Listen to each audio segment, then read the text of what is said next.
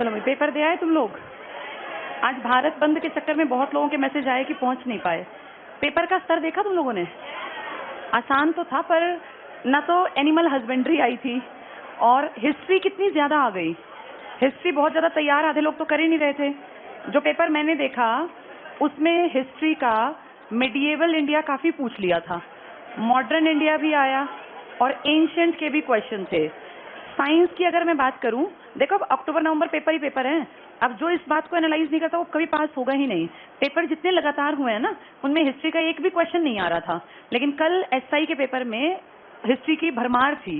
Science के गिने चुने 5-7 क्वेश्चन थे और बहुत जनरल क्वेश्चन थे जो हर किसी को आते थे। पिछले पेपर को उठा के देखे, साइंस अच्छा आया था 10, 12, 15 नंबर का। इस बार देखा तो हिस्ट्री सबसे ज्यादा मार्क्स की आई हुई थी। जैसे एक ओवरऑल एनालाइज करने पे देखा कि पेपर में स्टैटिक जीके भी थी, कुछ चीजें स्टैटिक की थी। स्टैटिक जीके अब पीछे एक भी एग्जाम में नहीं आई, ना हिस्ट्री आई, लेकिन अब एसआई में हिस्ट्री खूब आई और हरियाणा जीके के कई तो नॉनसेंस क्वेश्चन थे। अब जैसे पर्सनालिटी से जुड़ा ऐसा क्वेश्चन पूछना कि विज के बारे में कौन सा गलत है, ये सरासर गलत है। इसीलिए क्योंकि इतिहास में जिनका नाम दर्ज होता है ना, उनको पढ़ा और पढ़ाया जाना चाहिए। या डिपार्टमेंट पूछ लो इस मंत्री के हाथ में कौन सा है। भाई अनिल विज या गृह मंत्री के बारे में कौन सा कथन गलत है तो बेवकूफी भरी बात है।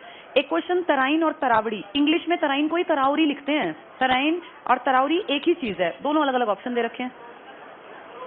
तो तरौरी, तरावड़ी, तराइन ये सब एक ही है। इंग्लिश मीडियम की जो एनसीईआरटी है ना, वो तरावरी लिख देती है, तरावड़ी तराइन एक ही जगह। पेपर में ऑप्शन अलग दे रखे हैं। कई क्वेश्चन ऐसे बेवकूफी भरे थे, लेकिन इससे एक चीज क्लियर हुई कि देखो, ना तो एनिमल हस्बेंड्री थी जो पिछली बार इतनी भर दी थी, और ना ही कोई बहुत ज्यादा इकोनॉमिक्स के ऊपर क्वेश्चन आया। बहुत जनरल से बेसिक से क्वेश्चन थे और जिन लोगों ने नॉर्मल तैयारी कर रखी थी ना, वो ऐसा ही लग सकते थे। यानी ये चांस था लगने का, और जिसने गवा दिया गवा दिया। अब फिर पेपर है अक्टूबर में, दिसंबर में, नवंबर में। अच्छी तैयारी कर लो, जहां कसर रह गई ना देख के पेपर, जिन्होंने नहीं पेपर दिया वो पेपर देखा करो कि पेपर में आया क्या। अब आप ये नहीं कह सकते कि पेपर में हिस्ट्री नहीं आई, ज्योग्राफी नहीं आई, इकोनॉमिक्स नहीं आई, या पॉलिटिकल साइंस, या साइंस के सेक्शन, या करंट अफेयर्स, या GK, Haryana GK, computer, maths, reasoning, Hindi और इंग्लिश भी आ गई इस बार। तो आप ये देखो, सब कुछ आ गया, थोड़ा थोड़ा सारी चीजें, सब कुछ पढ़ना पड़ेगा। अभी कुछ दिन पहले मैं डिस्कस कर रही सुनील सर से कि हिस्ट्री तो लगभग खत्म कर दी, अब देते ही नहीं। पर अब कल पेपर देख के लगा कि हिस्ट्री भर रखी है। किसी ऐसे पेपर सेटर को दिया गया जिसके मन में थियोसॉफिकल सोसाइटी भी थी, पता नहीं कौन कौन से मॉडर्न इंडिया, मिडिएवल के सारे क्वेश्चंस डाल रखे थे। यानी अगले पेपरों में सब कुछ पढ़ के जाना पड़ेगा, सब चीजें पढ़नी पड़ेंगी। हम मॉडर्न इंडिया तो पढ़ ही रहे हैं। मॉडर्न में हमने कितना पढ़ लिया था लास्ट क्लास में? जितना मुझे याद है मैसूर पढ़ रहे थे हम, है ना? बक्सर, मीर जाफर, ये सब पढ़ लिया था। हाँ, बंगाल भी पढ़ लिया था, मैसूर, बंगाल। इसमें अलग अलग पढ़ा था हमने, मीर जाफर को और मीर कासिम को, दोनों पढ़ लिए थे ना। सिराजुद्दौला इनसे पहले पढ़ लिया था। किस पेज से स्टार्ट करना था आज? 25 से 35, 35 से 35 से, ठीक है। देखो 34 मीर कासिम, बक्सर शायद नहीं पढ़ा था, पढ़ लिया था, ठीक है। बंगाल में द्वैत, बक्सर पूरा पढ़ लिया था, ठीक है। बंगाल में द्वैत शासन। अब ये टॉपिक जो है ना, ये अंडरस्टैंडिंग बेस्ड शुरू हो गया। आगे मैंने पढ़ा रखा है मैसूर वगैरह कि नहीं पढ़ा है, ठीक है। ये 2 जगह दिया था एक्चुअली। चलो अब बोर्ड पे देखो, सब लोग कोशिश करो समझने की। पेपर का कुछ नहीं पता कहां से क्या पूछ ले, हो सकता है अगले में फिर से हिस्ट्री ज्यादा दे दें। पढ़ के सब चीजें जानी पड़ेंगी। आज हम पढ़ रहे हैं जो हमने लास्ट क्लासेस में पढ़ा, किस पे अंग्रेज कंट्रोल कर लेंगे अब? बंगाल। बंगाल उन्होंने छीन लिया, मैसूर छीन लिया। मैसूर की तो हैदर अली की कहानी आप जानते हैं। बंगाल बहुत ज्यादा रिच था, बात नहीं करनी है बीच में किसी को भी, इसको बात करनी है क्लास से निकल जाओ। बंगाल बहुत ज्यादा अमीर था, बहुत पैसा, कामधेनु गाय। बंगाल में इन्होंने 2 चीजें चलाई, एक तो हमारा अपना लोकल राजा, और एक DEIC ने कहा एक अधिकार मेरा, एक अधिकार तुम्हारा। इस DEIC के टाइम में ना, राजा के टाइम में पहले 2 तरह के आदमी हुआ करते थे, एक थे दीवान और एक थे सूबेदार। इनमें क्या अंतर है जान लो। आप जगह जगह पढ़ते हो, पहले दीवान फिर सूबेदार। सूबेदार का काम था पुलिस की व्यवस्था देखना, न्याय देखना, प्रशासन देखना, ठीक है। जैसे आज DC और SP का मिला जुला काम मान लो।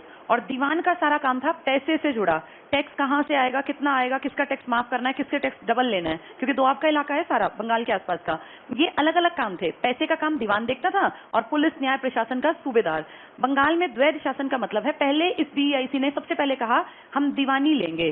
बंगाल में इन्होंने कुछ लाख रुपए दिए वहां के लोकल राजा को, 53 लाख, पता नहीं 56 लाख बताते हैं, इतने लाख रुपए देके, और बंगाल की दीवानी यानी पैसे कलेक्ट करने का अधिकार अपने हाथ में ले लिया। अब बंगाल में पैसा कलेक्ट कौन करेगी? DEIC। तो पैसा खाएगी, कलेक्ट करेगी मतलब खाएगी। आएगी। अब इसने पैसे का काम ले लिया मेरा और बाकी सारे काम तेरे, तो अब दो तरह से शासन चलेगा।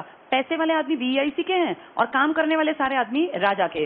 जैसे किसी भी इंसान को आज तक भी ये है कि अगर आपको राइट्स मिले हैं, अगर आपको अधिकार मिले हैं, तो कॉमन सेंस कहती है आपकी कोई ना कोई क्या होंगी, रिस्पॉन्सिबिलिटी, या नहीं होंगी। अधिकार अकेले आते हैं या जिम्मेदारी भी लाते हैं? बिना जिम्मेदारी के सिर्फ अधिकार कैसे चलेंगे? हमारे राजा के साथ देखो क्या हुआ। ये कहते हैं कि इस अंग्रेजी बीईआईसी ने सारे राइट्स रख लिए, अधिकार मेरे, क्योंकि पैसा कलेक्ट करने का अधिकार होता है और जिम्मेदारी होती है न्याय, पुलिस, प्रशासन सब ठीक ठाक रहे, चोरी ना हो, मर्डर ना हो, ये होती है जिम्मेदारी। जिम्मेदारी सारी किसको दे दी? और पैसे कलेक्ट करने का अधिकार अपने पास। इसको नाम दिया द्वैध शासन। द्वैध शासन। कितने चालाक हैं, जहां पैसा था वहां खुद बैठ गए और जहां जिम्मेदारी थी वहां राजा को कहा तू राजा है तो तू काम करेगा। अब उस बेचारे को इतनी बड़ी पुलिस संभालने के लिए, न्याय के लिए, प्रशासन के लिए पैसा खर्च करने के लिए चाहिए। पहले तो वो खुद ही दीवान था, खुद ही सूबेदार था। अब ये पैसा किसके हाथ में है? अंग्रेजों के पास। लेकिन जिम्मेदारी किसके हाथ में है? राजा। और इसको क्या नाम दे रहे हैं? ये कितने चालाक हैं। इस तरह करके ये आपको बेवकूफ बनाएंगे और कुछ टाइम बाद पता है क्या कहेंगे? तू ढंग से काम नहीं करता, तुझसे पुलिस नहीं संभलती, तुझे न्याय करना नहीं आता, इसलिए तेरा काम भी अब के बाद हम ही करेंगे और फिर सारा काम खुद संभाल लेगी। कौन सी कंपनी? ऐसे करके ये बेवकूफ बनाएगी। हमें ये अकल ही नहीं है कि हम रिस्पॉन्सिबिलिटी तब निभाएं जब हमारे पास पैसा हो। रिस्पॉन्सिबिलिटी हम निभाएंगे कहां से? भाई किसान सारी कमाई दे रहा है दीवान को और दीवान का काम कोई है ही नहीं, कोई जिम्मेदारी नहीं, पैसा कलेक्ट के बैठा है आराम से। काम जिसको करना है उसके पास पैसा नहीं है। तो ये दिखती बात है कि यहाँ अकाल पड़ेगा, यहाँ भुखमरी आएगी। और इसलिए आप जानते हैं 1770 में बहुत बड़ा भयंकर अकाल कहाँ पड़ा था? बंगाल। 1765 की ये करनी थी इनकी। और उसमें कितने लोग उस टाइम पर 3 करोड़ प्लस लोग मारे गए थे। नहीं 3 करोड़ रहते थे, 1 करोड़ मारे गए थे। बंगाल का भयानक अकाल था। इसका लॉजिक ये सब था, ये गड़बड़ियां थी, इनकी नीतियां गड़बड़ थी। देखो जरा बंगाल में द्वैध शासन, पेज नंबर 35 पर सेकेंड हेडिंग है। बक्सर का युद्ध हमने लास्ट पढ़ा था। पहला पॉइंट पढ़ना, मुगल काल में प्रांतीय प्रशासन में 2 प्रकार के अधिकारी थे, जिनमें सूबेदार, अंडरलाइन करो सूबेदार, जिसको निजामत भी कहते थे, का काम था सैनिक, प्रतिरक्षा, पुलिस और न्याय। यानी जिम्मेदारी किस पे थी? नहीं, राजा अपने 2 आदमी बनाता था, एक सूबेदार एक दीवान। जिम्मेदारी किसकी? सूबेदार की। सूबेदार को पैसा देगा राजा, राजा को पैसा कलेक्ट करके दीवान देगा। यानी मेरे पास 2 आदमी हैं, मैंने दोनों को कह दिया तेरा ये काम तेरा ये काम, दोनों काम करो, वो पैसा कलेक्ट करके मुझे देगा, मैं उस पैसे को सूबेदार को दे दूं। अब यहां देखो क्या होगा। तो इनका काम था सूबेदार का सैनिक, प्रतिरक्षा, न्याय और प्रशासन। पैसे का काम है सारा खर्च करने का। अगला पॉइंट देखो, दूसरा प्रांतीय स्तर पर श्रेष्ठ पद दीवान का था। टिक कर लो दीवान। तो सूबेदार काम करेगा, दीवान पैसा इकट्ठा करके राजा को देगा, जो राजस्व और वित्त, अंडरलाइन कर लो, फाइनेंस का, राजस्व और वित्त व्यवस्था की देखरेख करता था। ये दोनों अधिकारी एक दूसरे पर नजर रखते थे और मुगल बादशाह के प्रति उत्तरदायी थे। तो एक पैसा कलेक्ट करके राजा को देता था और दूसरा पुलिस व्यवस्था, प्रतिरक्षा, सेना दोनों देखते थे। अगर गड़बड़ होती तो सूबेदार निजाम की चुगली करता और निजाम सूबेदार की। दोनों अपने काम पे अलर्ट रहो, क्योंकि दोनों के ऊपर कौन बैठा है? राजा। अब ये क्या करेंगे देखना। इलाहाबाद की संधि, अंडरलाइन कर लो, इलाहाबाद की संधि के बाद अंग्रेजों को 26 लाख रुपए वार्षिक देने के बदले दीवानी अधिकार मिल गया। यानी पैसे कलेक्ट करना जो पहले किसका काम था? दीवान का, अब वो किसको मिल गया? कौन सी संधि में साइन करवाए? इलाहाबाद। ये मर्जी की थी या जबरदस्ती की?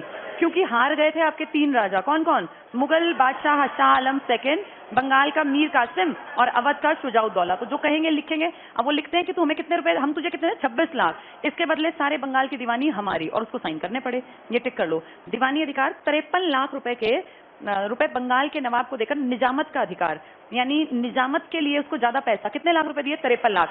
अब के बाद तुझे कोई मतलब नहीं, न्याय, सेना, पुलिस हम देखेंगे। और कितने लाख रुपए दिए पैसे के लिए? 26। अब के बाद हम टैक्स, यानी सारा काम खुद करेंगे। नेक्स्ट देखो, दीवानी और निजामत दोनों अधिकार प्राप्त कर लेने के बाद ही कंपनी ने बंगाल में द्वैध शासन की शुरुआत की, जिसका जनक लियो कार्टिस, अंडरलाइन कर लो, लियो कार्टिस। ये पूछ लेंगे द्वैध शासन। आपके यहाँ क्लाइव फेमस करेगा, हेस्टिंग्स और वॉरेन और ये सब काम करेंगे, लेकिन अगर पूछे इसका जनक विदेश में तो उसका नाम है लियो कार्टिस। नेक्स्ट करना, कंपनी और नवाब दोनों द्वारा प्रशासन की व्यवस्था को बंगाल में द्वैध शासन कहा गया। कंपनी चालाक थी। कंपनी ने क्या कहा? मैं क्या लूंगी, राइट्स या रिस्पॉन्सिबिलिटी? और नवाब को बेचारे को जिम्मेदारी। अगर आपको जिम्मेदारी निभानी है तो आपके पास राइट भी होना चाहिए। मान लीजिए घर का कोई बड़ा बुजुर्ग है, आप कहते हैं सारे खर्चे आप करेंगे और आप पैसा देना कमा के, तो खर्चे कहां से करेगा वो आदमी? खर्चे करने के लिए क्या जरूरी है कि आपके पास पैसा? तो कंपनी रख के बैठ गई और बोली काम आप भी करो, तो कहां से करेगा काम? तभी तो अकाल पड़ेगा, राजा कुछ कर ही नहीं पाएगा काम। नेक्स्ट देखो, इसमें टिक मार्क कर लो। तो कंपनी और नवाब दोनों द्वारा प्रशासन की व्यवस्था को बंगाल में द्वैध शासन कहा गया, जिसकी विशेषता थी, अंडरलाइन करना, उत्तरदायित्व रहित अधिकार। जिसकी रिस्पॉन्सिबिलिटी है उसके पास अधिकार नहीं है, और जिसका अधिकार है उसकी कोई जिम्मेदारी नहीं है। कंपनी मजे कर रही है, राजा पिसेगा। अंडरलाइन कर लो, बहुत काम की चीज है। उत्तरदायित्व रहित अधिकार और अधिकार रहित उत्तरदायित्व, किसका है ये? उत्तरदायित्व किसका है? राजा का। और अधिकार किसके हैं? कंपनी के। लिख लो यहाँ, जहां लिखा है अधिकार रहित उत्तरदायित्व, यहाँ लिखो राजा, और जहां लिखा है उत्तरदायित्व रहित अधिकार, यहाँ लिखो BEIC। कितनी चालाक है, पैसे खाएगी और काम कहेगी राजा तू कर। राजा कहां से काम करे जब पैसे ही नहीं है? और फिर कहेगी राजा नालायक है, काम नहीं करता, इसलिए हम इसको अपने हिस्से में मिलाएंगे। अगले पेज पर आ जाओ। क्लाइव ने अवध के नवाब शुजाउद्दौला से 12 अगस्त 1765 को इलाहाबाद की दूसरी संधि की। बंगाल के नवाब से संधि करके कितने कितने लाख रुपए?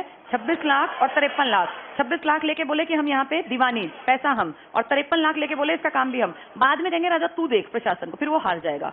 ये टिक करना, इलाहाबाद की दूसरी संधि 1765 में ये वो छोड़ दो, ये जो फरवरी लिखा है गड़बड़ में है, अंडरलाइन कर लो। क्लाइव ने बंगाल के नवाब नजमुद्दौला से संधि की, जिसके द्वारा बंगाल में, अंडरलाइन करना, प्रशासनिक अधिकारियों की नियुक्ति का अधिकार कंपनी ने अपने हाथ में ले लिया और नवाब की सेना को लगभग समाप्त कर दिया। चालाकी की ना इसने। कौन से अधिकार हड़प लिए? एक दीवानी और एक सूबेदारी, जिसको निजामत भी कहते हैं। नेक्स्ट पॉइंट उतना काम का नहीं है, उससे अगला काम का है। बंगाल के नवाब के साथ संपन्न संधि से कंपनी को निजामत का अधिकार मिल गया। निजामत में क्या क्या आएगा? सेना, पुलिस, प्रशासन। लिख लो यहाँ, सेना, पुलिस, न्याय, प्रशासन, कुछ भी लिख लो। सेना, पुलिस, न्याय, प्रशासन। हाँ जी, मीर कासिम मार नहीं दिया था वो, ये फरवरी तभी तो मैंने कटवाया। कासिम ही तो मरेगा, कासिम को हटाएंगे और एक यंग आदमी को बैठा देंगे, कठपुतली को। देख अगला पॉइंट जो नहीं पढ़ा है पढ़ लो उसको। अल्पायु नवाब ने मोहम्मद रजा खां को नायब सूबेदार नियुक्त किया। अब मीर कासिम हट गया इस जगह से, मीर जाफर पहले था, फिर मीर कासिम, फिर मीर कासिम, फिर मीर जाफर। अब दोनों को हटा दिया और एक बहुत यंग एज का लड़का बैठा दिया राजा के पद पर, बंगाल का नवाब बना के, जिसको अकल थी नहीं। और कंपनी ने धीरे धीरे सारी चीजें ऐंठ ली अपने पक्ष में, दीवानी के अधिकार भी ले लिए और निजामत के, इसके निजामत कह लो, सूबेदारी एक ही चीज होती है। अब वो मीर कासिम का चैप्टर बंद, अब ये अल्पायु बच्चा बैठा है एक। नेक्स्ट चेक करना, तो निजामत का अधिकार, निजामत में क्या लिखा? सैन्य, पुलिस और न्याय, हड़प गए अब ये। अगला पॉइंट टिक करो। द्वैध शासन के समय बंगाल में 1770 में भयंकर अकाल पड़ा, जिसमें करीब 1 करोड़ लोग भुखमरी के कारण मृत्यु के शिकार हुए। 3 करोड़ की आबादी थी, 1 करोड़ मर गई भूखी। तो सोचो कितनी गरीबी आ गई। और इसका कारण क्या मानते हो? जिसके ऊपर जिम्मेदारी है उसको पैसा नहीं दिया, और जिसने पैसा खाया उसने कोई काम नहीं किया, तभी 5 साल में बुरा हाल हुआ इनका।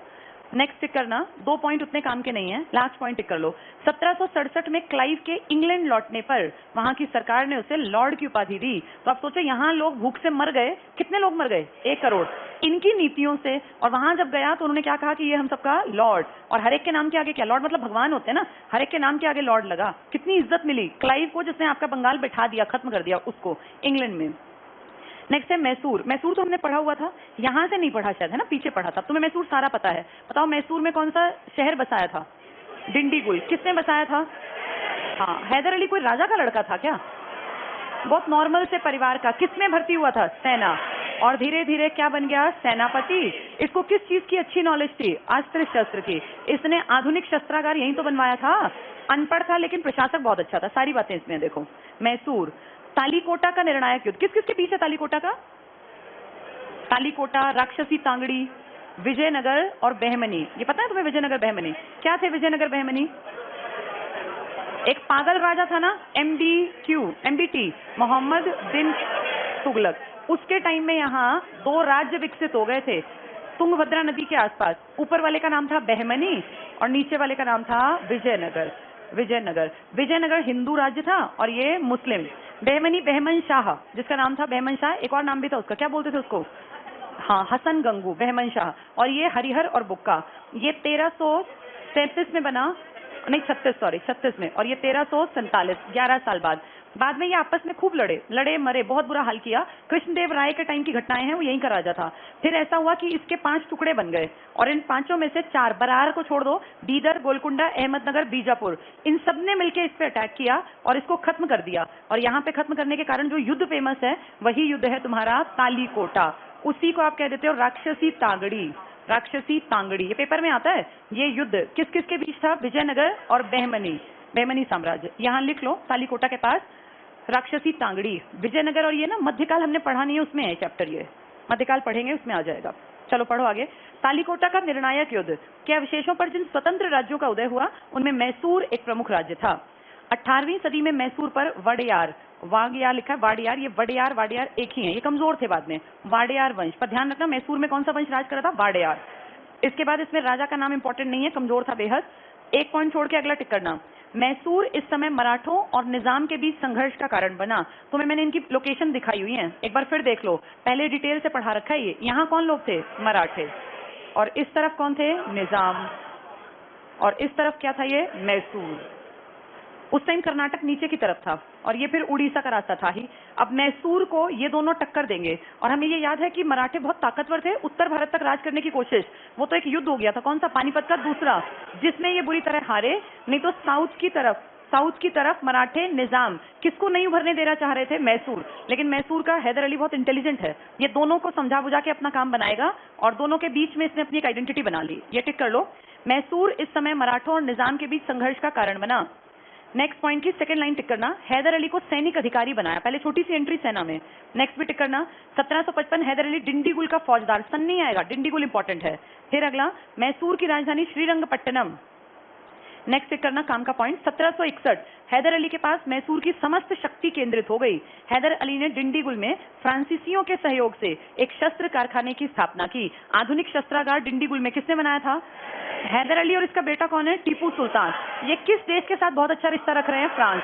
और तुम इसलिए जानते हो, जैकोबिन क्लब का मेंबर बनेगा, स्वतंत्रता का पेड़ लगवाएगा और बाद में एक लेटर लिखेगा फ्रांसीसी नेपोलियन के पास, उससे इसको गारंटी मिलेगी मदद की। लेकिन वो लेटर पकड़ा जाएगा और ब्रिटिश इसका मर्डर कर देंगे, क्योंकि ब्रिटिशर्स अपना दुश्मन किसको मानते हैं? फ्रांस। और फ्रांस अगर इनके साथ खड़ा हो गया तो ब्रिटिशर्स हार जाएंगे, इसीलिए पहले ही मार देंगे। अंडरलाइन कर लो, प्रथम आंग्ल मैसूर युद्ध 67 से 69, इसमें कौन विजयी होगा? हैदर अली। कौन सी संधि होगी? मद्रास। 4 संधि याद है? मद्रास, मंगलौर, श्रीरंगपट्टनम। फिर संधि नहीं है, मर्डर था। अंडरलाइन करो, अंग्रेजों की आक्रामक नीति के परिणाम स्वरूप इस युद्ध में हैदर अली ने अंग्रेजों के विरुद्ध मराठे और निजाम से संधि कर एक संयुक्त सैनिक मोर्चा बनाया। ये मैंने कहानी सुनाई थी। इसने क्या किया? इसको कितने रुपए BEIC दे रही थी? 20 लाख।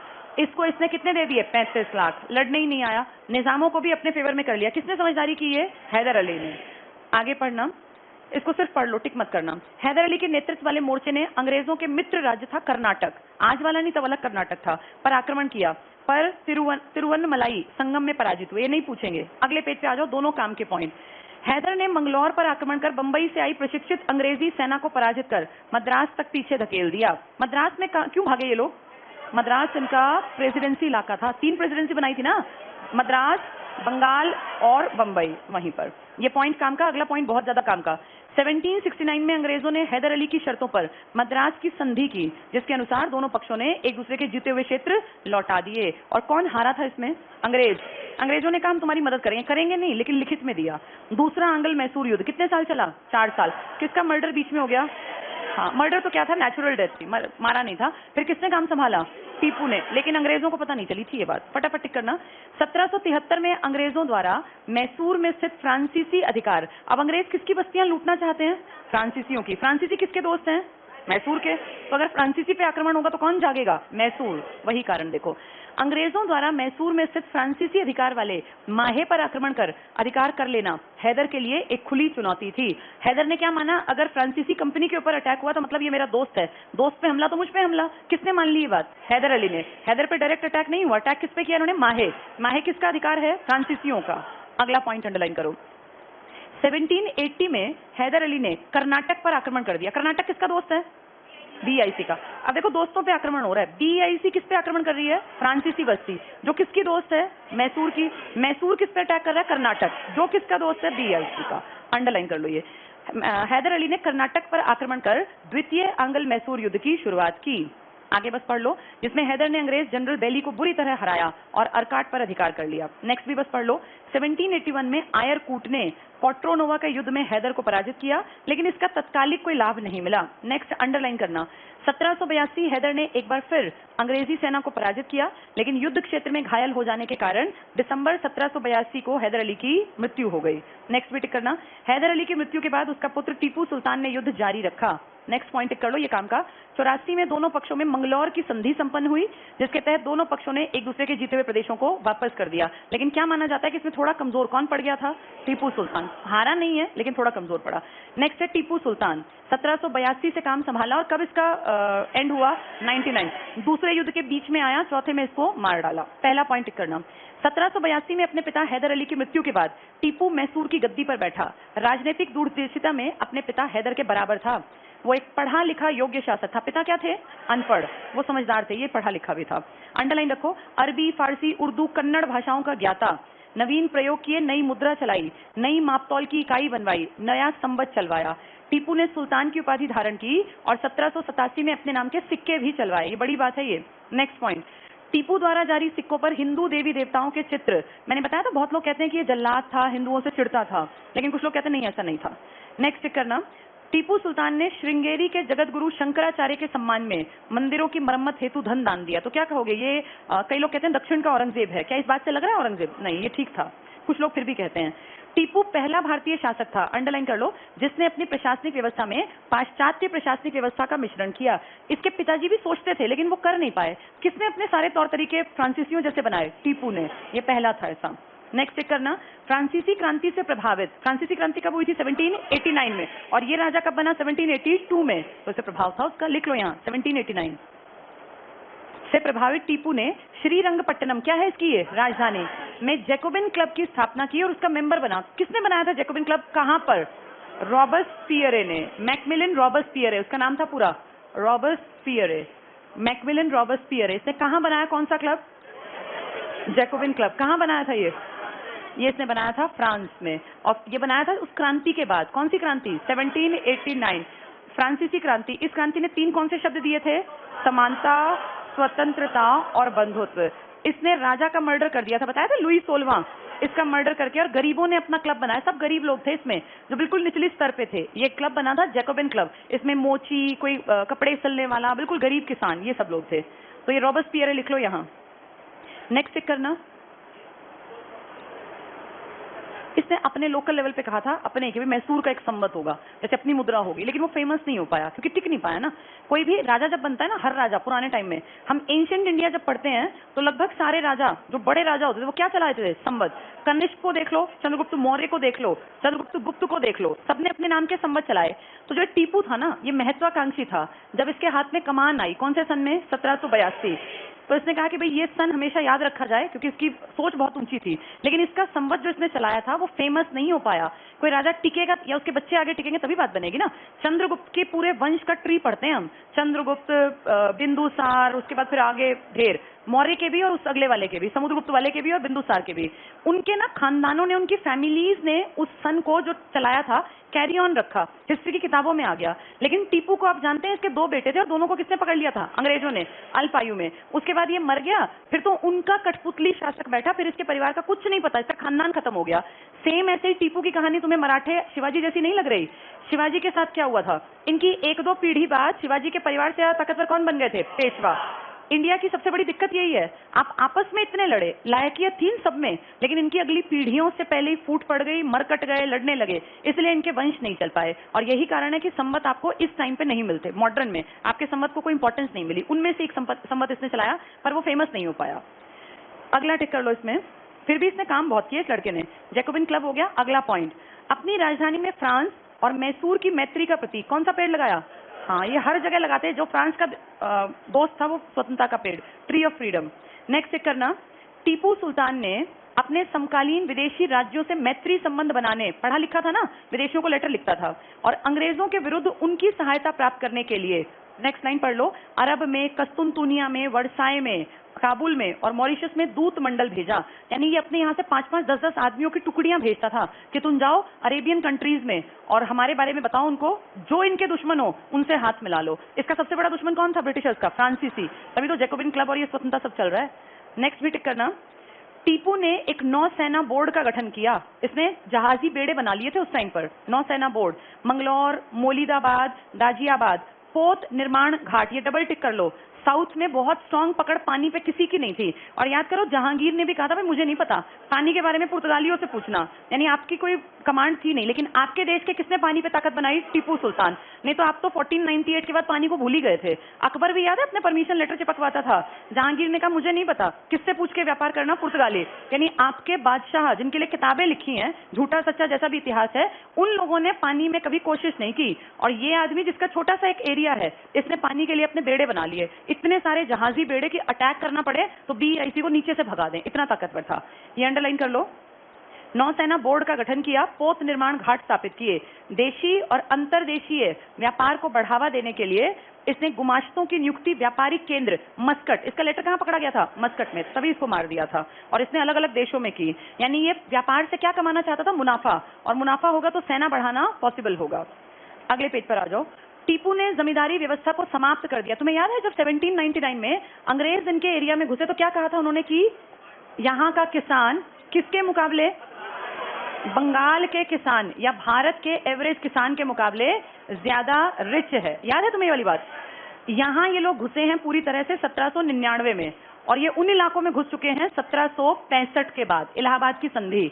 इतने सालों में इन्होंने तो अपने किसानों को आगे बढ़ाया, खूब अमीर बनाया। इनके यहाँ किसान अमीर किसान थे, और इन्होंने इतना बुरा हाल किया बीआईसी ने पूरे भारत जहां जहां ये थे, और खासकर बंगाल, कि अगले 5 साल बाद ही हमने क्या पढ़ा? भयानक अकाल। तो जब ये वहां घुसे ना, और इन्होंने देखा किसान भी कैसे रहते हैं जैसे कोई राजा महाराजा हो, तो इन्होंने ये बात लिखी थी कि मैसूर का किसान भारत का सबसे संपन्न किसान है। और किसान के संपन्न होने का मतलब आपका राजा बहुत होशियार है, क्योंकि किसानों को सबसे पहले एक्सप्लॉइट करते हैं राजा। यहाँ के किसान बहुत खुश थे। ये इस बात की गारंटी है कि न तो हैदर अली ने और न ही टीपू ने किसानों को एक्सप्लॉइट किया, उनकी समृद्धि पे काम किया। उन्होंने जितना पैदा किया उसका एक हिस्सा टैक्स लेके उनको बहुत सुविधाएं दी। तो रिच किसान किस इलाके के थे? मैसूर के। अंडरलाइन कर लो ये। टीपू ने जमींदारी व्यवस्था को समाप्त कर सीधे रैयत से संपर्क स्थापित किया। रैयत क्या होता है? किसान। लिख लो यहाँ, किसान बिल्कुल बेधड़क होकर काम करता था इसके इलाके में। जो ये बातें कर रहे हैं ना, अब अगले पेपर में जब ये मिलेगा तो लटके मिलोगे, वहां की नहीं आता ये, फिर लटक जाओगे, दिक्कत हो जाएगी।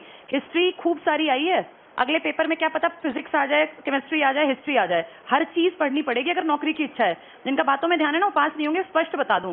पेपर इतना पैटर्न चेंज कर रहा है, हर पेपर अलग आ रहा है। अब जो पेपर आया बिल्कुल अलग था पिछले पेपर से, जो आपका अगस्त में हुआ। तो इससे ये कंफर्म हो गया कि पेपर एक जैसे नहीं आएंगे। कोई भी सब्जेक्ट किसी में कम, किसी में ज्यादा, किसी में गायब कर देंगे। अब कल 4-4 नंबर के 4-4 क्वेश्चन थे ना हिंदी इंग्लिश के, 8 नंबर मायने रखते हैं। 8 नंबर के हिंदी इंग्लिश आ गए। जो देख के ही नहीं गया वो लटक जाएगा, जो पढ़ के गया, थोड़ा बहुत देख के गया, वो पास हो जाएगा। तो हर सब्जेक्ट को ध्यान से पढ़ो अगर नौकरी चाहिए। टाइम पास करोगे फिर रह जाओगे।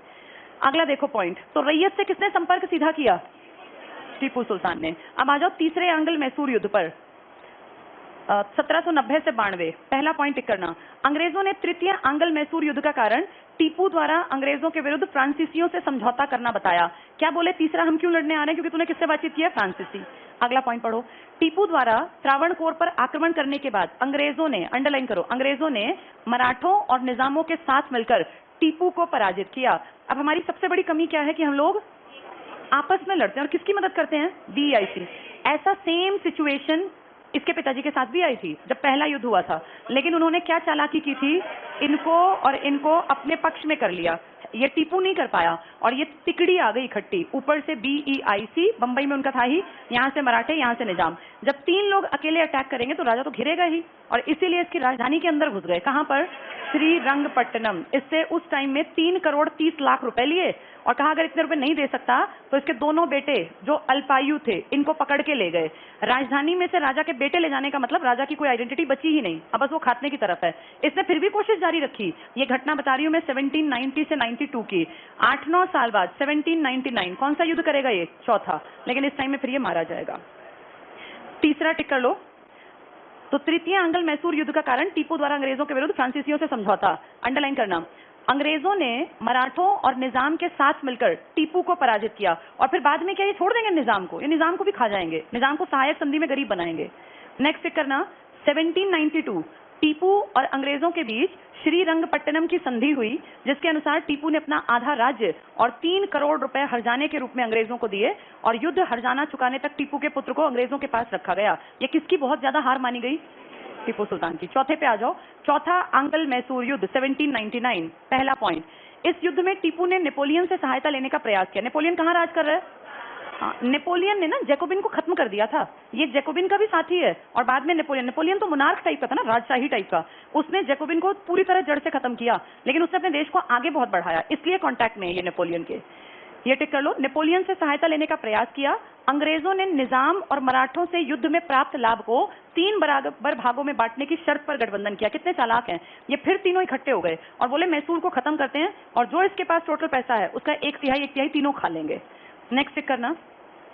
चतुर्थ आंग्ल मैसूर युद्ध में अंग्रेजी सेना वेलेस्ली, हैरिस और स्टुअर्ट को टीपू को पराजित कर मार दिया। इसके साथ ही मैसूर की स्वतंत्रता का इतिहास उसके द्वारा अंग्रेजों के विरुद्ध संघर्ष के गौरवशाली अध्याय के साथ समाप्त हो गया और इस तरह से बाप बेटे दोनों मारे गए। नीचे देखो टेबल है तुम्हारे काम का। आंग्ल मैसूर संघर्ष, पहला टिक कर लो। पहला आंग्ल मैसूर युद्ध 67 से 69। वॉरेन हेस्टिंग्स को काट दो, वॉरेन काम का नहीं है यहाँ, सेकंड थर्ड फोर्थ काम के है। मद्रास की संधि हुई। इस संधि में किसका पलड़ा भारी था? हैदर अली का। वो इनके घर में घुसा था। मद्रास तो अंग्रेजों का था ना, वो मैसूर से मद्रास घुस के इनको पीटते हुए फिर इनसे संधि करवाई। नेक्स्ट टिक करना। तुम्हें 3 नाम पता है? 3 अगली संधियां किस किसने की है, मारा किसने है? हाँ, ये है वार, करण, वे। ऐसे याद कर लेते हैं, वार, करण, वे, वीर चले। ऐसे लाइन है ना, वार, करण, वे, वीर। वार का मतलब वॉरेन हेस्टिंग्स और करण मतलब कार्नवालिस और वे मतलब वेलेजली जो सहायक संधि चला देगा निजाम को हड़पने के लिए। कार्नवालिस जो पुलिस के लिए बहुत काम करेगा, पुलिस कोड वगैरह। वॉरेन हेस्टिंग्स जिसने बहुत गहरी जड़ें जमा दी इन लोगों की। तो ये दूसरे युद्ध में है, ये तीसरे में और ये चौथे। पहले का इंपॉर्टेंट नहीं है, तब तक वो उतने स्ट्रांग नहीं थे। ये अंडरलाइन करो। वॉरेन हेस्टिंग्स लिखा हुआ है, ये सबके सन चेक कर लो पहले। 1767 से 69 ठीक है, 80 से 84। तीसरे का सन टाइपिस्ट ने गलत कर दिया, क्या लिखना था? 90 से 92 ठीक कर लो। 90 से 92 कर लो तीसरे को। 82 से 99 लिखा है, गलत है वो। 90 से 92 और चौथा 1799, क्योंकि टारगेट ही मारना था तो टाइम क्यों बताना। पहले को काट दो, पहला अंग्रेज इतना इंपॉर्टेंट नहीं था, ना ही वॉरेन था, गलत छपा है वो। सेकंड थर्ड फोर्थ बिल्कुल ठीक है। Warren Hastings, Cornwallis, Wellesley. यहाँ ऊपर लाइन में लिख लो वार, करण, वे। वार, करण, वे, फिर याद आ जाएंगे। सेकंड थर्ड फोर्थ में पूछेंगे, जब टीपू सुल्तान मारा गया तब अंग्रेजी सेना का हेड कौन था? टीपू सुल्तान। जब इसके पिताजी की डेथ हुई तब कौन था? तो वॉरेन। वॉरेन ने मारा नहीं है, मरा वो बाद में है, लेकिन फिर भी काम किसका था? तो वॉरेन का। ये याद रखना। पूछेंगे जब टीपू के दोनों अल्पायु पुत्र पकड़ के ले जाएगा तो कौन था? कार्नवालिस। तो वार, करण, वे, ये याद रख लेना, ठीक है। इसके बाद है वॉरेन हेस्टिंग्स और कार्नवालिस के युद्ध। वार, करण, पहले वॉरेन आएगा फिर कार्नवालिस। तभी इनका टाइम पीरियड देखो, 1772 से 85 और 86 से 93। पहला पॉइंट पढ़ लो। 1772 तक ईस्ट इंडिया कंपनी भारत की प्रमुख शक्ति बन गई। 2 कौन से युद्धों ने प्रमुख शक्ति बना दी है? प्लासी और बक्सर। अब तो ये पैसे वाले आदमी हैं। आगे पढ़ो। आगे विजय से पहले इसके इंग्लैंड में बैठे डायरेक्टर और भारत में इसके अधिकारी बंगाल में अपनी स्थिति को मजबूत बना लेना चाहते थे। क्यों बंगाल में? क्यों? काम देनूगा है, पैसा बहुत है। नेक्स्ट पढ़ लो। 1766 में कंपनी ने मैसूर के हैदर अली पर हमले में हैदराबाद के निजाम का साथ दिया, पर हैदर अली ने मद्रास काउंसिल को अपनी शर्तों पर शांति की संधि करने के लिए मजबूर कर दिया। ये काम का नहीं है, बस ये समझना था। मराठों से इनका संघर्ष होगा, कल पढ़ेंगे। मराठों से 3 युद्ध इन्होंने लड़े, कौन सी संधियां की।